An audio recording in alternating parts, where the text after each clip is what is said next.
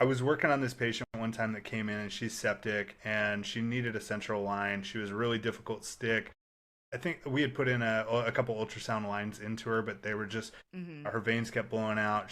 They're really small, couldn't handle anything, and we knew we were going to need pressors on this girl. So it's like we Right. got to put in a central line.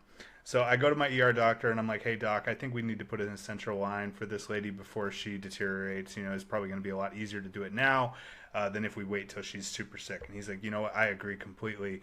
Let's go ahead and do it." So we go in and he's putting in a internal jugular um, central line. Misses it, can't get it. He's like, "Dang it." Well, he's like, "I'll just do a subclavian." So he goes to put the subclavian and he can't get the subclavian either. We're two central lines in. And if you know, a central line is a sterile procedure and they're not quick, right? Like, I mean, some docs are pretty quick Mm-mm. at them, but it does take some time out of the day for the ER doc. And time out of the day if you're the ER nurse working with that patient or the ICU nurse, you know, because they put central lines in all these critical patients.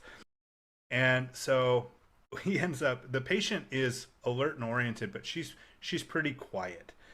Like the whole time that this is going on, and she was just going with it. Like she knew she was really sick, but she didn't really say a whole lot like the whole time. Yeah. And so he's like, "Gosh dang it!" He's like, "We got to put in a femoral line." He's like, "I'm just gonna put in a femoral line," and the femoral line was horrible to get in, but he got it in, and he's like, "Well, I'm not gonna lie, that was a little bit less than sterile."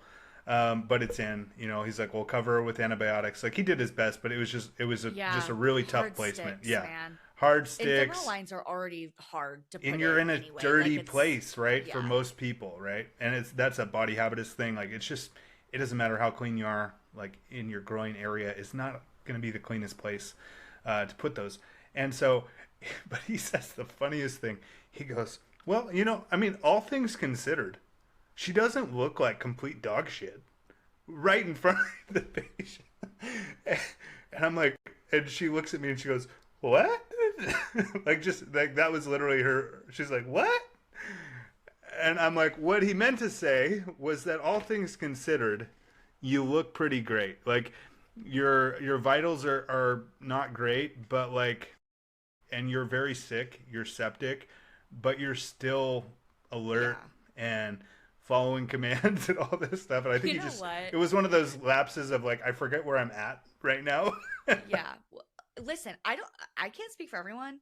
That would make me feel so much more comfortable with my doctor. I'd I be like, you know agree. what? We I'm like, I stand an prefer them to honest act man. like humans.